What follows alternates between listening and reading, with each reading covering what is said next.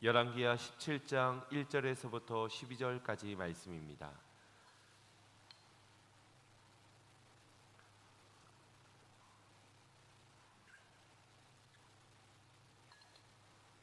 열왕기하 17장 1절에서 12절까지 말씀 제가 봉독해 올리겠습니다. 유다의 왕 아하스 제12년에 엘라의 아들 호세아가 사마리아에서 이스라엘 왕이 되어 9년간 다스리며 여호와께서 보시기에 악을 행하였으나 다만 그 전 이스라엘 여러 왕들과 같이 하지는 아니하였더라.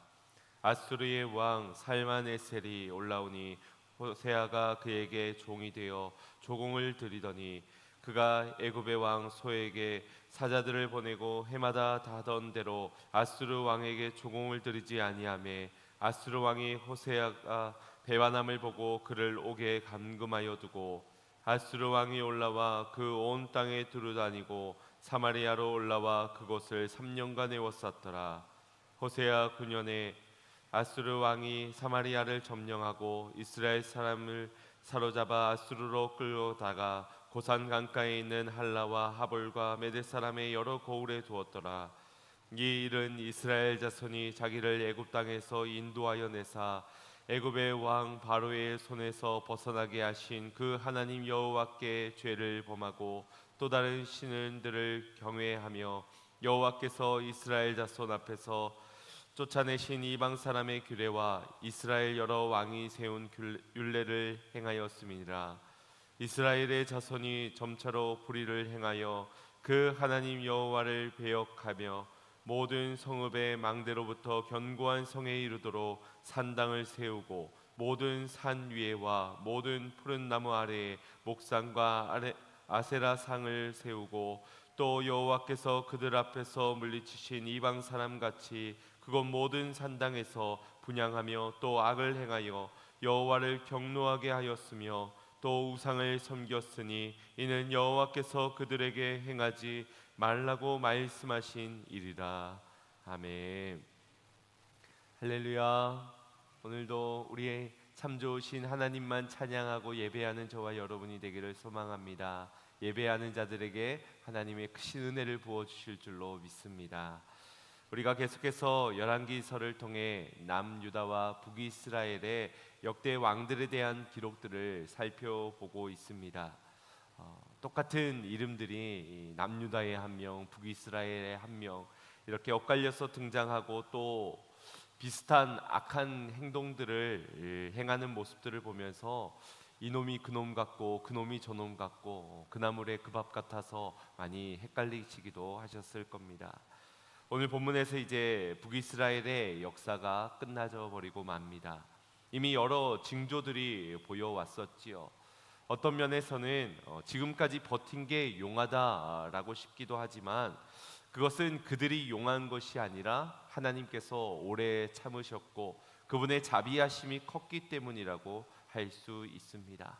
그러면 그렇다고 한다면 또 한 가지 반대의 의문을 가지게 되는 것은 그런 하나님께서 왜 끝까지 북이스라엘을 붙잡지 않으시고 포기하시는가 하는 의문이 드는 겁니다.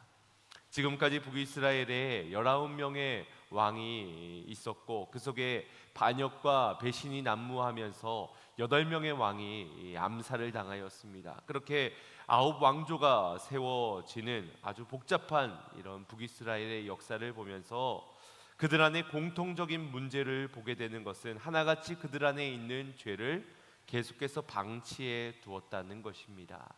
남유다에는 산당이 제거되지 않았다는 말이 계속해서 반복되고 북이스라엘은 여로보암의 그 죄의 길을 평생 벗어나지 못하였다라는 기록들을 보게 되지요. 즉 왜 북이스라엘이 멸망했는가? 바로 그들의 죄악 때문이라는 겁니다. 다시 말해 하나님의 사랑이 끝나져 버린 것이 아니라 죄에 대한 오래 참음을 이제 멈추신 것이라는 겁니다. 오래 참음이 영원함과는 다른 것이지요.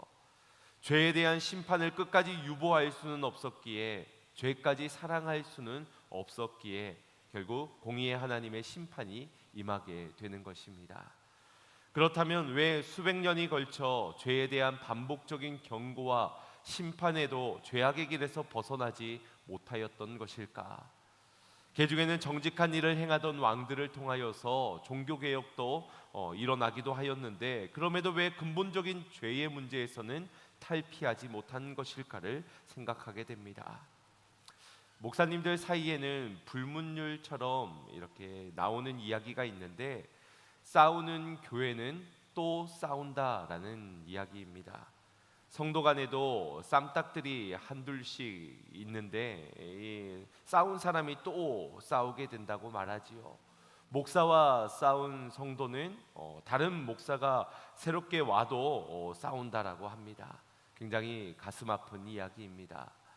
싸움을 통해서 분명히 아팠을 텐데, 싸우면서 다투면서 갈등을 가지면서 괴롭지 않은 사람은 단 한 명도 없었을 텐데, 저마다 상처가 되고 아픔이 되고 고통스러웠을 텐데, 그럼에도 반복적으로 싸우는 이유가 무엇이겠습니까?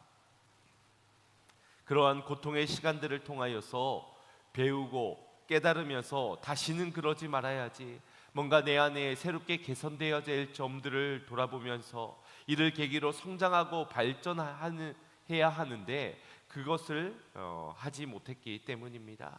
그저 자신이 그 싸움을 통해서 받은 상처와 아픔만 보고 남의 허물만 보려 하니 다시금 또다시 싸우게 되는 겁니다. 이 얼마나 안타까운 일입니까? 사람을 사는 날 동안 배우고 또 성장해 가야 합니다. 그런데 경험하는 모든 것을 배울 수 있는 것은 아닙니다. 실패를 경험하고도 같은 실수를 반복하기도 하고 또 실패하는 경우들이 많지 않습니까? 그건 경험을 통하여서 자기 자신을 통찰하지 못했기 때문입니다. 남의 문제는 봤을지 몰라도 정작 나 자신은 돌아보지 못했기 때문인 것이지요. 우리가 정말 배우고자 한다면, 우리가 정말 성장하고자 한다면 먼저는 나를 제대로 돌아볼 수 있어야 할 것입니다. 우리가 어린아이를 통하여서도 배움을 얻을 수 있지 않습니까? 그건 그 어린아이를 통하여서 나의 변해져 버린 모습을 볼 때 그런 자신을 되돌아본 자에게만 허락되어진 특권인 것입니다. 아무리 좋은 스승을 만난다 하여도 나를 돌아보지 못한다면은 성장할 수가 없는 것이지요. 그래서 요즘 내 안의 상처나 또 트라우마를 극복하거나 이겨내게 하기 위해서 이 심리 치료 중에 하나로 거울 치료를 하곤 합니다. 아마 TV를 통하여서 이런 거울 치료를 하는 모습들을 보셨을 겁니다.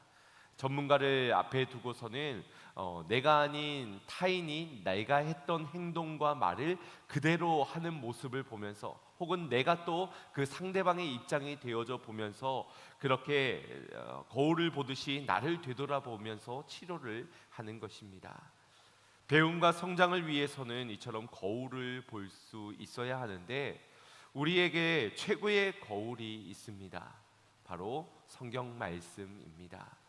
성경이 최고의 거울인 것은 우리가 닮아가야 하고 또 따라가야 할 최고의 스승이신 주님의 모습을 볼 수 있기 때문이고, 또 반대로는 열왕들과 같은 어리석은 자들의 모습을 반면교사 삼아 우리의 모습을 되돌아볼 수 있기 때문입니다.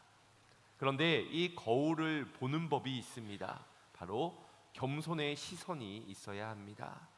겸손하게 봐야 오해 없이 또 편견 없이 진실하게 볼 수 있지, 자칫 교만하게 보게 되면은 나는 괜찮은데 저 사람이 문제가 되고, 그러니 오히려 콧대만 높아지고 남만 비난하게 되는 것입니다. 얼마 전 저희 아이들과 집에서 국가대표 축구 경기를 본 일이 있었습니다.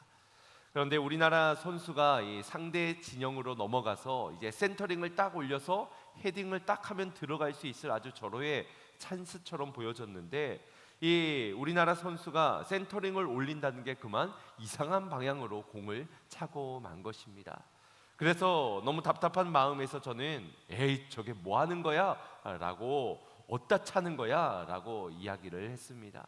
그러자 이 얘기를 들은 저희 둘째 아들이 아빠 그럴 수도 있지 라고 이야기를 하더라고요. 그래서 제가 아니 국가대표면 그러면 안 되지, 저렇게 차려고 국가대표 뽑은 건 아니지 라고 이야기를 했습니다. 그랬더니 아이가 저에게 팩트를 날리더라고요. 그래도 아빠보다는 훨씬 잘하는데 뭐라고 하면 안 되지 라고 말입니다. 뭐라고 반박할 말이 없더라고요. 그게 사실이기 때문입니다. 그래서 그때부터는 열심히 응원만 하게 되었습니다. 누구든 저 자리에 또 저 상황에 있게 되면 그런 실수 한두 번쯤은 할 수 있는 것이고, 또 저 사람보다 내가 나을 것이라는 것은 착각일 텐데 그런 착각을 버려야 하지 않겠습니까? 그런데 그렇게 생각하는 사람이 별로 없습니다. 저도 그렇지만 다들 눈은 얼마나 높은지, 다들 입으로 하는 이 입축구는 거의 메시급입니다. 프리미엄 감독 저리 가라 할 수준으로 이렇게 해야지 저렇게 해야지, 감독이 문제다, 선수가 문제다, 아주 메시급들의 입을 가지고 있지요. 우리가 여러 왕들의 모습들을 살펴보면서 그런 마음이 드셨을 겁니다. 어떻게 저렇게 멍청할 수가 있는가? 어떻게 저렇게 어리석게 반복적으로 저런 선택을 할 수 있는가? 저러니까 망하지, 저러니까 심판당하지. 답답한 마음에 그런 마음도 드셨을 텐데, 사실 그 왕들이나 우리나 무엇이 다르겠습니까? 아니, 오히려 인간적으로 보자면은 우리보다 훨씬 대단한 자들 아니겠습니까? 아무나 왕이 되는 것은 아니기 때문입니다. 결국 우리의 마음이 하나님으로 확정되고 확정되어지지 않는다면, 우리의 믿음이 온전함으로 자라나지 않는다면 별반 다르지 않을 가능성이 매우 높다라는 것입니다. 거울을 어떻게 보아야 하겠습니까? 겸손하게 보아야 하는 겁니다. 우리가 그림을 보더라도 가까이에서 들여다보면은 아주 구체적으로 분명하게 흠까지도 볼 수가 있지요. 그러나 전체 그림을 보기는 힘들어집니다.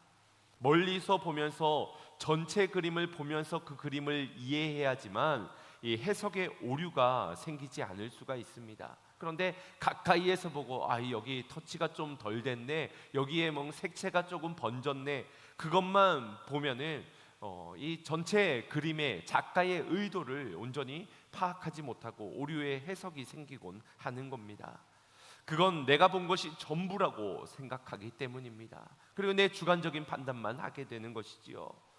물론 가까이에서 볼 필요도 있겠지만 반드시 멀리서 전체를 들여다볼 수도 있어야 합니다.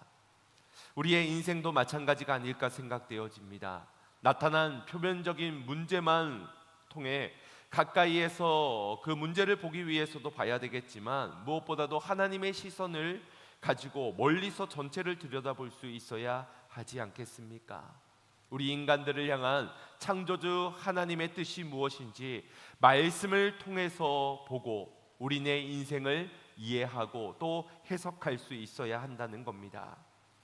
혹 내가 잠깐 눈앞에 보여지는 영광만 보려 하고 있는 것은 아닌지, 대충 문제만 넘기려는 식으로 영적 게으름에 빠져 있는 것은 아닌지, 아직 내 안에 제거되지 않은 죄가 있음에도 불구하고 내 눈에 들보는 보지 못하고 남의 티만 보고 있는 것은 아닌지 말입니다. 우리가 최고의 거울인 성경 말씀을 통하여서 겸손히 바라볼 때, 하나님의 시선을 가지고 바라볼 때 보이게 될 줄로 믿습니다. 이것이 지독하리만큼 반복되어지는 열왕들의 실패의 모습을 기록해 주신 이유입니다. 즉, 이 열왕들의 실패의 모습을 보면서 너희 안에 그와 같은 모습이 있지는 않은지 재차 돌아보고 확실하게 돌이키라는 것입니다. 그래서 이 열왕기서엔 주제가 있습니다. 하나님을 섬기던 이스라엘 백성들이 왜 멸망을 당했는가라는 질문에 대한 답이 담겨져 있습니다. 그래서 열왕들에 대한 평가를 늘 말씀을 기준으로 가지고, 하나님의 보실 때의 평가를 가지고 늘 평가를 하며, 그 평가에 따라 결국 이스라엘이 멸망할 수밖에 없었다는 것을 우리에게 설명해 줍니다. 저는 과일을 대체로 다 좋아하는데, 과일을 선물로 받게 되었을 때 별로 좋아하지 않는 것이 있습니다. 바로 귤입니다. 그냥 귤은 좋아하는데 이 박스채로 받는 그 귤은 별로 좋아하지 않습니다. 제가 한 번도 저희 집에 먹으려고 박스로 귤을 사본 적은 없는 것 같습니다. 왜인지 아십니까? 이 박스가 양이 많으면 많을수록 좋다 하겠지만 이 박스를 열어다 보면 꼭 한두 개씩 그 속에 가장 아래쪽에 썩어져 있는 것이 있기 때문입니다. 그러면 이게 하루 이틀만 방치가 되게 되면은 점점점 냄새도 심하게 되고 또 다른 귤까지 부패하게 만들지요. 또 제가 음식을 버리는 걸 또 굉장히 싫어합니다. 그래서 웬만하면 주면은 준 거는 다 반찬까지 깨끗이 먹곤 하는데, 그러다 보니 이 멀쩡하던 귤이 다 썩어지게 되면은 그게 또 그렇게 마음이 아픈 겁니다. 그래서 조금 마음이 아플 때에 썩어진 것을 빨리 찾아서 버려야 하지만 다른 남아져 있는 귤을 살릴 수가 있습니다. 영적인 부분에서도 동일합니다. 회개가 힘들고 때로는 어렵고 고통스럽다 하더라도 상한 것이 있으면 빨리 도려내야 더 전염되어 부패되기 전에 살릴 수가 있는 겁니다. 그 죄를 그냥 두었다간 두고두고 나를 괴롭게 만들 것이고 나뿐만이 아니라 모두를 부패하게 만들 수 있기 때문입니다. 그런데 계속되는 열왕들의 모습은 어떠하였습니까? 아직까지는 괜찮다, 지금은 안 된다라고 산당과 우상을 계속해서 방치해 두었습니다. 아무리 사람이 바뀌고 왕조가 바뀌고 또 정책이 바뀌어도 죄를 끊어내고 돌이키지 않는다면 죄의 악순환의 고리를 끊어내지 못해 결국 멸망해 버리고 마는 것입니다. 오늘 본문은 그러한 북이스라엘의 멸망 바로 직전에 마지막 왕으로 세워졌던 호세아 왕에 대한 이야기입니다. 그런 그에 대한 평가가 어떠한지 우리 2절 말씀 합독해 보겠습니다. 시작. 여호와께서 보시기에 악을 행하였으나 다만 그 전 이스라엘 여러 왕들과 같이 하지는 아니하였더라. 아멘. 호세아 역시 하나님 앞에서 악을 행하였다라고 말씀하는데, 그러나 이전 왕들만큼은 아니었다, 그들과 같지는 않았다라는 조금은 다른 평가를 내리고 있습니다. 이러한 평가가 조금 의아한 것은 그나마 조금 나은 그들과는 다른 길을 걸어갔다라는 호세아 왕 때에 이 북이스라엘이 결국 멸망했기 때문입니다. 그래서 이 평가에 대한 상반된 해석이 나오게 되는 겁니다. 그나마 다른 왕들과 이전의 왕들과는 달랐다라고 하니 긍정적인 평가라고 말하는 반면에, 그럼에도 나라가 멸망했다면 그런 평가가 사실상 무슨 의미가 있겠느냐 하는 해석입니다. 그에 대한 평가가 어떤 의미인지를 우리가 분명히 해석해야 할 필요가 있어 보입니다. 왜냐하면 우리의 입장에서는 그래봤자 결과가 멸망이라면 이런 평가는 사실 아무런 의미가 없다는 그 해석에 조금 더 마음이 쏠리기 때문입니다. 그럼에도 하나님께서 이 호세아 왕을 이렇게 평가하신 데에는 분명한 이유가 있지 않겠습니까? 우리가 그 질문에 대한 답을 계속해서 찾아가 보고자 합니다. 우리 3절 말씀 합독해 보겠습니다. 시작. 아수르의 왕 살만에셀이 올라오니 호세아가 그에게 종이 되어 조공을 드리더니, 호세아는 바로 직전의 왕이었던 베가 왕을 죽이고 반역에 성공하여 왕위에 오르게 된 자입니다. 이러한 반역에는 호세아 자신의 힘만이 아닌 아수르의 도움이 있었습니다. 베가 왕이 이 반아수르 정책을 펼치며 아수르보다는 아람 왕과 조금 더 친교적인 정책을 펼쳐왔기에 그런 베가 왕을 없애고 자신들이 세우는 왕으로 이 북이스라엘을 다스리게 해야 되겠다 하여서 세워진 왕이 바로 호세아 왕이었습니다. 그래서 이 아수르에게 은혜를 입은 것이 호세아라면 호세아다라고 말할 수 있는 겁니다. 그래서 그가 왕이 되자마자 가장 먼저 한 일이 아수르의 종이 되는 것이었고 그들에게 조공을 바치는 일이었던 것입니다. 열왕기하 15장에서 이 므나헴도 친아수르 정책을 펼치며 부자들에게 은 50세겔씩을 거둬들여서 총 1000은 달란트를 마련해서 조공을 바치기도 하였지요.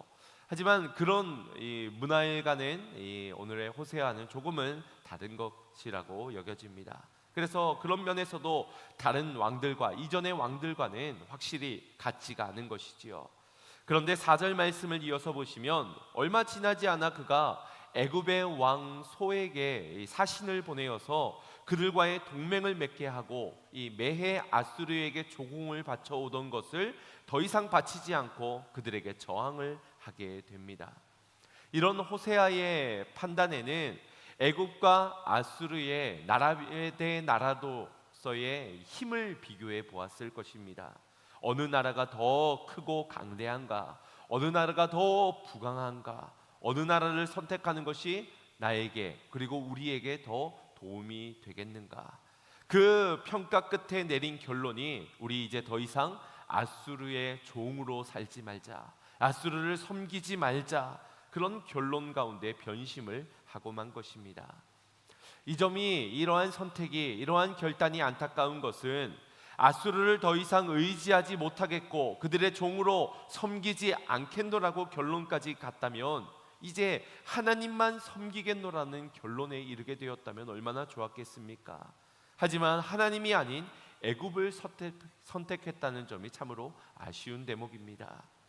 이러한 호세아의 모습은 이스라엘의 모습을 단면적으로 보여주고 있는 겁니다. 호세아가 아수르의 이 도움을 받아서 왕위에 오르게 되었지요. 은혜를 입었다면 은혜를 입었다라고 말할 수 있는 것입니다. 그렇게 왕위를 유지하고 있으면서 받은 은혜가 있었지만 더 강력한 힘을 보고 이제 은혜를 저버리고 변심하게 된 이 호세아의 모습은 곧 이스라엘의 모습과도 같다라는 것입니다. 애굽에서 종노릇하는 자들을 출애굽하여 광야에서 돌보시고 입히시고 먹이셨던 그 하나님께서 결국 약속의 땅까지 인도해 주셨건만 그 모든 은혜들은 있고 세상의 힘 앞에 타협하고 또 우상을 의지하여 변심하고 있는 이스라엘의 모습이 오늘의 호세아의 모습과도 같다라는 겁니다. 정말 우리가 의지하고 우리가 섬겨야 할 하나님을 계속해서 외면해왔던 이스라엘의 역사가 지금 호세아를 통하여서 북이스라엘의 마지막 멸망 직전에 나타내 보이고 계시는 것입니다. 그리고 이 호세아의 선택에 대한 결과가 어떠합니까? 나라의 안정을 보장받을 것으로 믿었지만 그의 판단은 치명적인 오판이 되고 말았습니다. 호세아가 배반하자마자 아수르 왕은 이 호세아를 감옥에 가두어 두게 됩니다. 그리고 이스라엘의 수도 사마리아를 3년간 포위하여 에워싸게 만들었고 이스라엘 백성들을 잡아다가 이곳저곳으로 끌고 가 포로로 사용하기도 하였습니다. 그런 중에도 애굽은 아무런 도움을 주지도 않았습니다. 애굽을 의지한 결과가 너무나도 고통스럽고 비참하지 않습니까?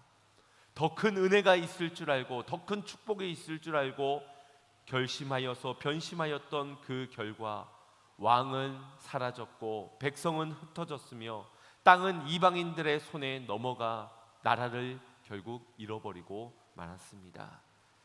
여러분, 조직 폭력배가 아무리 의롭고 의리 있게 행동한다 해도 결국 폭력배일 뿐입니다. 마찬가지로 어두운 세상에서 세상의 방법을 의지하여 조금 의롭게 산들 결국 죄요 멸망을 피할 수는 없는 것입니다. 다시 말해 이전 왕들과 같지 않아도 다윗과 같이 않다면은 결국 소용이 없는 것이고 우리가 의지하는 대상을 이리저리 아무리 바꾸어 본들 그 대상이 하나님이 되지 않는다면 아무런 의미가 없다는 것을 말씀해 주고 있는 것입니다. 자녀들이 아무리 성공하고 아무리 건강하고 아무리 평탄하게 산다 해도 하나님을 섬기지 않으면 소용이 없는 인생이 되고 마는 것처럼 말입니다. 오늘 본문에선 북이스라엘의 멸망을 기록하면서 왜 저들이 멸망하게 되었는지 하나님이 택하신 그 민족이 왜 멸망을 당했는지에 대한 답을 말씀해 줍니다. 7절 8절 말씀 합독하겠습니다. 이 일은 이스라엘 자손이 자기를 애굽 땅에서 인도하여 내사 애굽의 왕 바로의 손에서 벗어나게 하신 그 하나님 여호와께 죄를 범하고 또 다른 신들을 경외하며 여호와께서 이스라엘 자손 앞에서 쫓아내신 이방 사람의 규례와 이스라엘 여러 왕이 세운 율례를 행하였습니다. 이러한 일들은 우연이 아니라 또 실수가 아니라 분명한 이유가 있다라는 겁니다. 표면적으로 드러난 원인만 찾자면은 아수르가 강력했기 때문이고 왕이 어리석은 선택을 했기 때문이겠고 또 애굽이 도와주지 않았기 때문이겠고 백성이 가난한 탓이고 군사력이 부족한 탓이라고 말을 할 수 있겠지만 근본적으로는 은혜를 입은 이스라엘 백성들이 하나님이 아닌 다른 이방신을 섬기며 범죄했기 때문이라는 것입니다. 이어서 9절 10절 말씀을 보시면 불의를 행한 이스라엘은 하나님을 배역하고 모든 성읍을 망대에서부터 견고한 성에 이르기까지 어디에나 이 산당을 세워갔고 산과 나무 사이에 어디에나 우상이 없는 곳이 없을 정도로 그들은 패악한 일들을 자행하였습니다. 그들은 이방인들과 전혀 다를 바가 없었던 것입니다. 하나님께 받은 은혜를 잊은 채 마땅히 드려야 할 경배와 감사를 다른 이방 우상 신들에게 보내었던 것입니다. 이는 단순히 행위만의 문제가 아닙니다. 구원의 하나님을 믿지 아니했던, 은혜 베푸신 하나님을 잊었고 하나님을 하나님으로 인정하지 않았던 그들의 불신앙에서부터 비롯된 것이었습니다. 하나님 앞에 다른 신을 두지 말라, 다만 하나님만 사랑하라, 이 계명을 지켰노라면 천대까지도 축복을 얻었을 그들이 스스로 그 복을 거부하고 저주와 심판을 자초하였던 것입니다. 나름의 노력들은 하였습니다. 다른 왕들과 같지 않았다는 평가까지도 받았습니다. 그러나 근본적인 문제를 그대로 두고 현실적인 문제를 여러 모양으로 해결하려고 노력을 한들 아무런 효과가 없을 뿐더러 오히려 더 큰 재앙을 초래할 수 있는 것입니다. 그렇다면 다시 던졌던 질문, 역시나 호세아를 향해 이전의 다른 왕들과 같지 않았다는 평가는 결국 아무런 의미가 없는 것이 아닌가, 소용없는 평가가 아닌가라는 생각이 더 힘이 실려지는 듯합니다. 여러분, 다른 왕들과 같지 않았다고는 하지만 결국 그 끝이 멸망이라면 정말 그에 대한 평가는 아무런 소용이 없고 의미가 없는 것이겠습니까? 우리 편에서는 아무 의미도 유익도 없어 보이겠지만 하나님 편에서는 조금은 다르게 해석할 수 있을 것 같습니다. 왜냐하면 하나님은 오늘도 간절한 마음으로 집을 나간 아들이 탕자가 빨리 돌아오기만을 간절히 기다리고 계시기 때문입니다. 오늘이면 올까, 내일이면 돌아오지 않을까, 타는 목마름으로 당신의 자녀들을 애타게 부르고 계신 그 하나님을 생각할 때 그런 하나님의 시선에 이 호세아의 모습에서 다른 이전의 왕들과는 같지 않은, 여로보암의 길에서 그래도 조금은 벗어나 보이는 이 호세아의 모습이 분명 의미 있게 보였을 것이라는 겁니다. 그래봤자 나라가 멸망하고 이제 다 끝난 것 아니냐라고 하겠지만 이스라엘을 향한 하나님의 사랑은 결코 끝난 것이 아니었습니다. 약속하신 바를 이루시고 택한 백성들을 다시 회복시켜 가시는 하나님의 역사를 우리는 보게 되지 않습니까? 다만 죄에 대한 하나님의 인내하심을 끝내었던 것뿐입니다. 공의의 하나님께서 죄에 대해 심판하시는 가운데 여전히 당신의 백성을 포기하지 않으셨기 때문에 호세아를 향한 시선을 단 한순간도 거두지 않으시고 그를 향한 이런 긍정적인 평가도 하시는 것입니다. 여러분, 얼마 전에 이 파리 올림픽이 시작되었죠. 어제도 펜싱 경기라든지 여러 가지 경기들이 사격 경기라든지 방송에서 하는 것을 잠깐 보게 되었는데, 우리가 이런 어떤 경기들을 보면서 열심히 경기에 임하는 선수들을 응원합니다. 그런데 응원을 하다가도 경기의 중후반쯤 지나다 보면은 이미 도저히 이길 가망성이 없어 보이는 그런 스코어까지를 벌어지는 경우들이 더러는 있습니다. 도저히 이길 승산이 없게 되면은 우리는 어떻게 합니까? 에이, 소용없네, 다 끝났네, 도저히 이길 가망성이 없네 하고 마음을 접고 더 이상 기대하는 마음도 없고 내일처럼 아쉬워 탄식을 하곤 합니다. 더러는 실수를 하거나 기대만큼의 실력 발휘를 하지 못한 선수들을 향하여서, 감독을 향하여서 질타를 하기도 합니다. 그리고는 경기가 끝나기도 전에 자리를 뜨는 사람이 있고, 또 TV에 채널을 돌리는 사람들이 있지요. 또 그런가 하면 반대로 마지막까지 경기를 지켜보면서 최선을 다하는 선수들을 응원하는 사람들이 있고, 또 자리를 지키며 혹시나 하는 마음에서 기적과 같은 일이 벌어지지는 않을까, 그런 마음에서 응원하는 사람들도 있습니다. 여러분, 누가 진짜 팬이겠습니까? 9회 말 투아웃, 점수가 많이 차이가 나 있는 시점에서 결과와 상관없이 끝까지 응원하고 애정하기에 따끔한 지적도 하면서 그렇게 끝까지 자리를 지키는 것이 진짜 팬이 아니겠습니까? 우리 하나님이 그러시다는 겁니다. 그분이 우리의 팬은 아니지만, 비록 저들은 나를 잊었더라도, 비록 저들은 나를 버리고 떠났더라도 나는 저들을 잊지 못하기에, 나는 저들을 포기할 수 없기에 나의 택한 백성, 나의 사랑하는 자녀들을 끝없는 사랑으로 주님은 한시도 눈을 떼지 못하시는 것입니다. 태어난 지 얼마 되지 않은 아이가 잘 일어서지 못하는 것이 당연하지요. 걷는 것도 뒤뚱뒤뚱 한 3-4발자국 걷다가 넘어지는 것이 당연할 겁니다. 그런 아이를 보며 실망하는 부모는 없을 겁니다. 다시금 일어나기를 응원하겠지요. 그리고 다시 걷기를 도전하는 아이가 되기를 격려할 것입니다. 그러면서도 혹 넘어져서 크게 다치지는 않을까, 낙심하지는 않을까 노심초사하며 한시도 눈을 떼지 못하는 것이 부모의 시선일 겁니다. 사랑하는 성도 여러분, 우리 하나님의 시선이 바로 그러함을 믿어야 할 것입니다. 곧 죄로 인해 멸망당할 백성들이지만 그럼에도 그들을 향한 하나님의 사랑의 시선은 끝까지 거두지 못하시는 것이 우리 하나님 아버지이신 것입니다.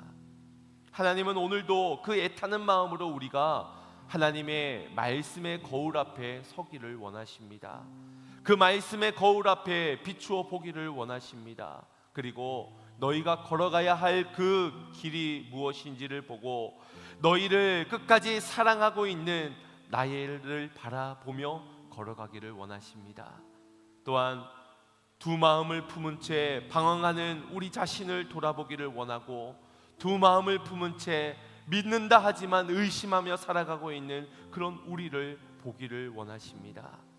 그리고 다만 내게로 걸어오라고 지금도 빛을 비추시며 말씀의 거울로 우리에게 허락해 주고 계십니다. 우리가 무엇을 보아야 하겠습니까? 말씀을 통하여서 무엇을 보아야 하겠습니까? 우리 안에 끊어져야 할 죄악의 고리들을 보기를 소망합니다. 두 마음을 품고 의심하며 눈에 보여지는 화려함과 아름다움에 취하여서 세상의 힘을 얻으려 하는 그것들을 선택하고 있는 우리의 믿음 없음을 보기를 원합니다. 그리고 그럼에도 불구하고 그런 우리를 한순간도 포기하지 아니하시는 사랑의 눈길로 바라보고 계시는 우리 아버지 하나님을 바라볼 수 있는 저와 여러분이 되기를 소망합니다. 세상의 힘과 화려함에 마음을 뺏기지 마시고 다만 표대 되신 예수 그리스도만을 바라보며 말씀을 따라 순종의 길을 걸어가는 성도님들이 되시기를 주님의 이름으로 축원드립니다. 우리 말씀 생각하시면서 이 찬양 고백하고 결단기도 드리겠습니다.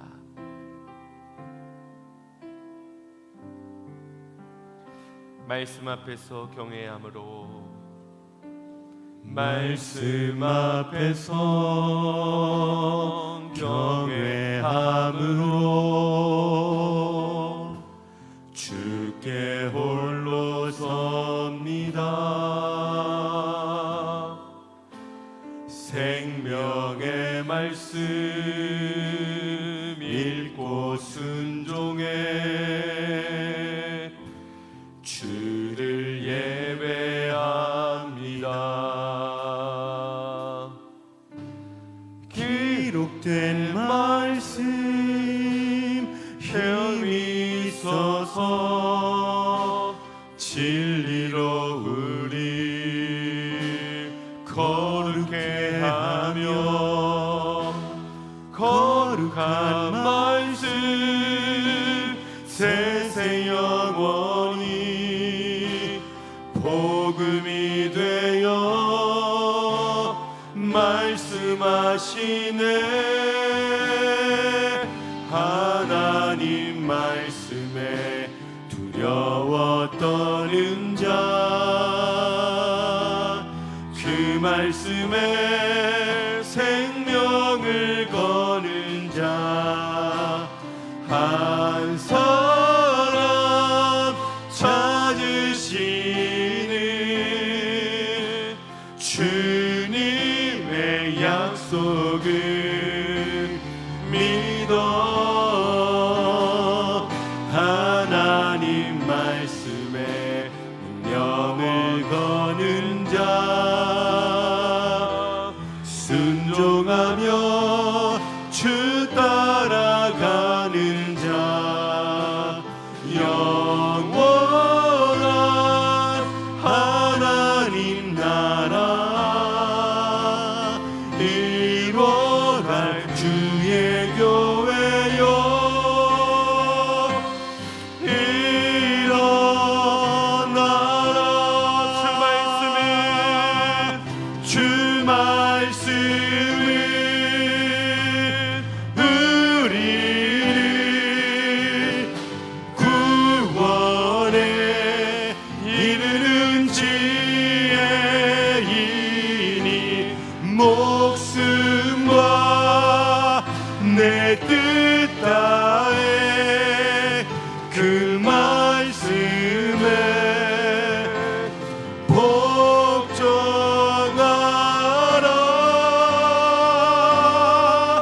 하나님 말씀에 두려워 떠는 자, 그 말씀에 생명을 거는 자, 한 사람 찾으시는 주님의 약속을 믿어. 하나님 말씀에 운명을 거는 자, 순종하며 주 따라가는 자, 영원한 하나님 나라 이뤄갈 주의 교회요.